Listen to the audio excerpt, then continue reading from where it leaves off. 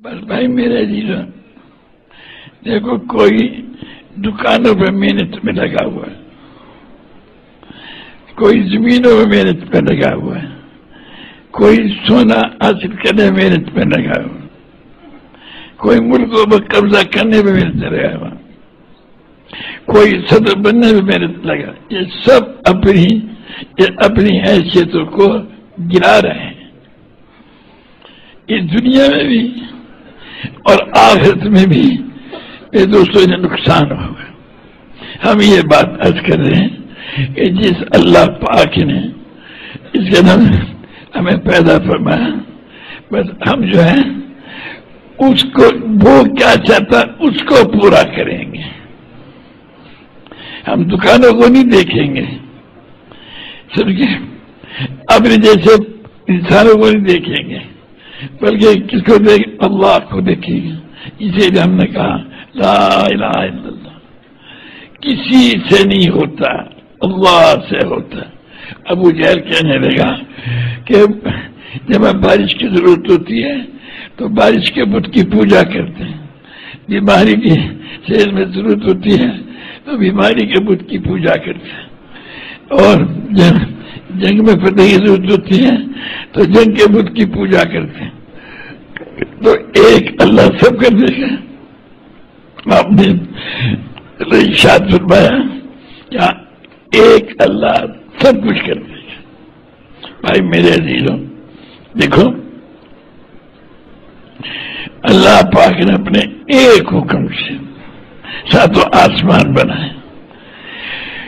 یہ اس جو دنیا ہے ساتوں آسمانوں سے فائدہ اٹھانے کے اوپر اپنی قوت کو خرچ کر ضائع کرنے میں لگے ہوئے، جس اللہ پاک نے بنایا ہے اس پاک ذات سے فائدہ اٹھانے میں نہیں لگے ہوئے، کہ وہ پاک ذات اس سے فائدہ اٹھانا کیا، جس وقت اللہ پاک جو کچھ چاہتا ہے ہمیں اسے پورا کرنا ہے۔ حضور صلی اللہ علیہ وسلم نے اس کا طریقہ بتا دیا کہ اس طریقے سے پورا کرو، لیکن سب سے پہلے جو محنت کرنی پڑے گی وہ اس پہ محنت کرنی پڑے گی کہ اللہ ہے اور اسی کے ہاتھ میں سب کچھ ہے۔ اسے ایک زبان سے کہنا، ایک ہے دل میں اتارنا۔ ہمارا صبح ہر آن گھڑی ہر وقت کی سوچ فکر یہ ہوگی کہ جتنے دنیا کے بادشاہ ہیں وہ اپنی یہ فکر بنائیں کہ اللہ ہے، وہ ہم سے کیا چاہتا ہے، اسے ہمیں پورا کرنا ہے، اور ساری دنیا کے انسانوں کو اس کے پورا کرنے پہ تیار کرنا ہے۔ یہ ہے ہمارا کام۔ فقیر کا بھی یہی کام ہے، بادشاہ کا بھی یہی کام ہے، ان علماء کا بھی یہی کام ہے، ان پیروں کا بھی یہی کام ہے، سمجھے، جو اصل کام ہے۔ بھائی میرے دوستوں، جب اس کو کریں گے ہم حق تعالی شان اس کے، جیسے ہمارا زبیر کہہ رہے تھے نا کہ میرے بناؤ گے تو اللہ کے ساتھ تمہارا تعلق قائم ہو جائے گا، پھر اللہ تعالیٰ تمہیں صفات عطا فرمائے گا، سمجھے۔ بھائی میرے عزیزوں، اس کے مطابق حق تعالیٰ شان ہمیں صفات نصیب فرمائے گا جب ہم اللہ کو مقصود منائیں گے، اور ساری دنیا کے انسانوں کو کہیں گے کہ کسی کو مت دیکھو، اللہ کو دیکھو، رو رو کے مانگو اللہ پاک سے کہ یا اللہ تو ہم پہ کھول دے اس بات کا کہ اسے تو ہم سے کیا چاہتا ہے، ہم تیرے چاہنے کو حضرت محمد صلی اللہ علیہ وسلم کے طریقے سے پورا کریں گے۔ بادشاہوں کو اسی پہ لانا ہے، کہنا کہ تم نقصان میں جا رہے ہو، وزیروں کو، تمہارے دکانداروں کو، یہ جتنے تمہارے جن میں بھی کارخانے چلانے والے ہیں، یہ سب نقصان میں جا رہے ہیں، سب جتنے بھی یہی ہیں،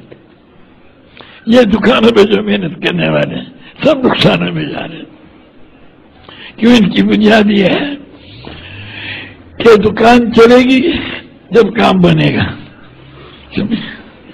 یہ نہیں جس وقت اللہ پاک جو کچھ چاہتا ہے،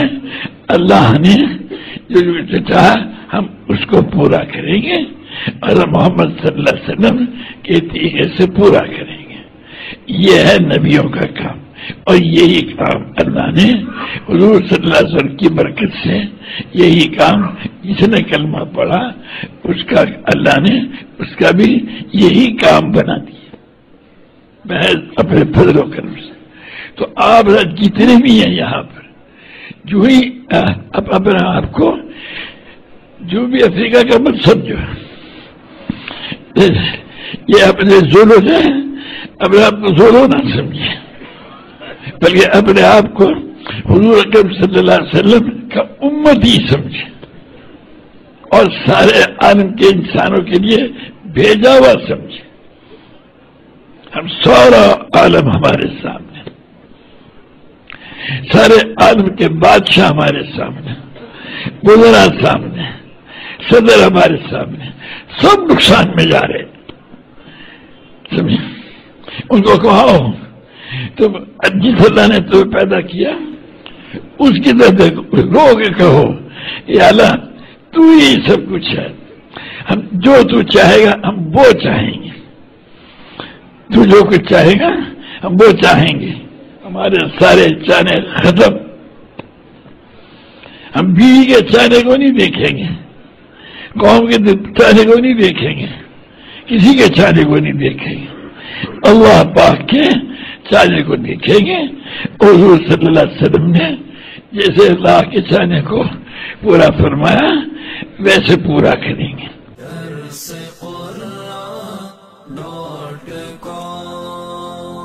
www.darsequran.com